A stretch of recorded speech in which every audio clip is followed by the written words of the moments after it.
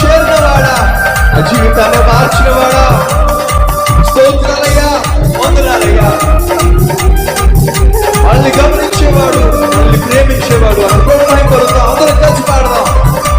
ఎవరు మౌనంగా ఉండదు, స్వరాలు మీకు పాడండి.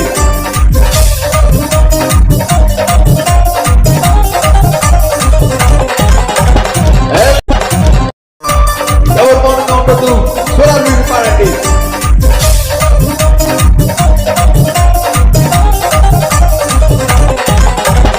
ఎల్రోయి ఎల్రోయి నన్నిల చూచువాడా, ఎల్రోయి ఎల్రోయి నన్నిల చూచువాడా, నన్నిల చూచువాడా, ఎల్రోయి ఎల్రోయి నన్నిల చూచువాడా, ఎల్రోయి ఎల్రోయి.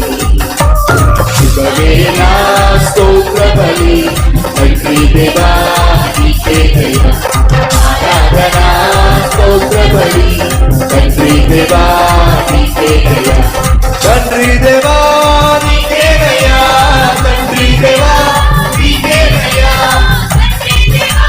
నీకేనయ్యా, నీకేనయ్యా. యెహోవా షమ్మా మాతో ఉన్నవాడా, యెహోవా షమ్మా మాతో ఉన్నవాడా, మాతో ఉన్నవాడా, యెహోవా షమ్మా మాతో ఉన్నవాడా, యెహోవా షమ్మా. శుభవేళ స్తోత్ర బలి దేవా నీకేనయ్యా, ఆరాధనా స్తోత్ర బలి తండ్రి దేవా నీకేనయ్యా, తండ్రి దేవా నీకేనయ్యా, తండ్రి దేవా నీకేనయ్యా.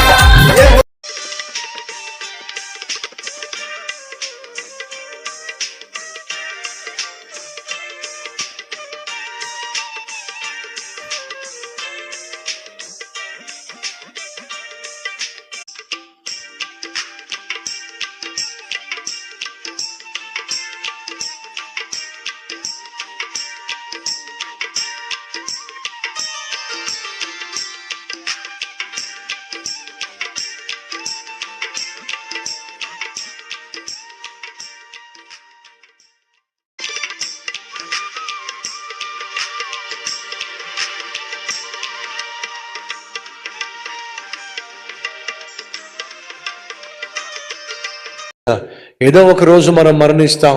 ఆ మరణించే దినం ఒకవేళ ఈరోజే ఒక గంట సేపట్లో నీ జీవితంలో చోటు చేసుకోబోతున్నట్లయితే అడుగుతున్నా, ఎక్కడ నువ్వు కళ్ళు తెరుస్తావు? ఒక్కసారి ఆలోచించు. కల్వరి టెంపుల్ సంగమం మనలో ఏ ఒక్కరు నశించిపోవడానికి వీలేదు. ఒక విషయం నన్ను చెప్పనివ్వండి. ఆరోగ్యం చెడిపోయింది, హాస్పిటల్ పాలయ్యారు, మంచం మీద పడి ఉన్నారు.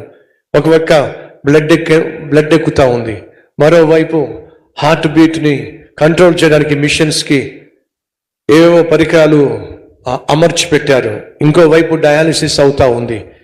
వీటన్నిటి మధ్య నీ మనస్సు ఏం కోరుకుంటుందో చెప్పండి.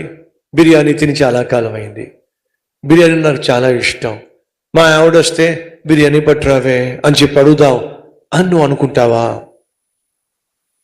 బ్యాంక్లో ఆ బ్యాంకులో ఎంత పెట్టాను, ఈ బ్యాంకులో ఎంత పెట్టాను, 5-6 అకౌంట్లు ఉన్నాయి కదా, అసలు ఎక్కడెక్కడ ఎంతెంత పెట్టాను అని చెప్పి డబ్బు గురించి ఆలోచిస్తావా? నీకు ఎంతో ఇష్టపడి నువ్వు కారు కొనుక్కున్నావు కదా, ఆ కారుకి నేను సర్వీసింగ్ చేయించానా, చేయించలేదా, పెట్రోల్ ఉందా, టైర్లో గాలి ఉందా ఆలోచిస్తావా? మా ఆవిడకి బంగారం కొన్నాను కదా, ఇంతకీ ఆ బంగారం ఎక్కడ దాచిపెట్టింది? ఈ ఆలోచనలు ఏమైనా వస్తాయా చెప్పండి? అక్కడ అపార్ట్మెంట్ ఉంది కదా, దానికి రెంట్లు వచ్చినాయా? ఈ ఆలోచనలు ఎవరికైనా వస్తాయా? ప్రియ సహోదరి సహోదరులు, నీకు ఆరోగ్యం పాడైనప్పుడు, నువ్వు మరణ పడక మీద ఉన్నప్పుడు నీకు ఇవేవి జ్ఞాపకానికి రావు. నీకున్న ఒకే ఒక్క ఆలోచన ఏంటో తెలుసా? ఈ మంచం మీద నుంచి కాస్త దిగి బాత్రూమ్కి వెళ్ళగలిగితే చాలు. అది నీ ఆలోచన. నీ అంతటి నువ్వు తినలేకపోతున్నప్పుడు, నీ భార్య ఒకవేళ, కొంతమంది భార్యలేమో తినిపిస్తారు, మరికొంతమంది భార్యలేమో కుక్కుతారు. అది నీ కర్మ మీద ఉంది, ఆధారపడి ఉంది. నీ భార్య మంచిదనుకోండి, కష్టంలో ఉన్నప్పుడు అనారోగ్యంతో ఉన్నప్పుడు నీకు ఆదరణ తినిపిస్తుంది. ఆ భార్య కఠినమైనటువంటి మనస్తత్వం కలిగింది అనుకోండి, చచ్చేవాడికి మళ్ళీ నేను పెట్టాలా అని చెప్పేసి తిను చావు అని చెప్పి కుక్కిద్ది. అలా ఆఖరికి తినడానికి కూడా నోచుకోలేనటువంటి స్థితిలో తను కోరుకునేది ఏంటో తెలుసా అండి? బంగారం కాదండి, బ్యాంక్ బ్యాలెన్స్ కాదండి, బట్టలు కాదండి, బతకడానికి పట్టడి మెతుకులు తనంతటి తాను తినగలిగితే చాలు. అదే ఉంటుంది ఆలోచన. సహోదరి సహోదరులు, నువ్వు ఆరోగ్యం పోగొట్టుకున్నప్పుడు ఈ లోకంలో ఏదే నీకు జ్ఞాపకం రాదు. కాస్త నేను కాలు తీసి కింద పెట్టగలిగితే చాలు, నా అంతటి నేను నడవగలిగితే చాలు, నా అంతటి నేను కనీసం బాత్రూమ్కి వెళ్ళగలిగితే చాలు, ఎవరి సహాయం లేకుండా నేను నడవగలిగితే చాలు. ఇదే నువ్వు ఆలోచిస్తావు. ఇక పోయే ముందు అది కూడా జ్ఞాపకం రాదు.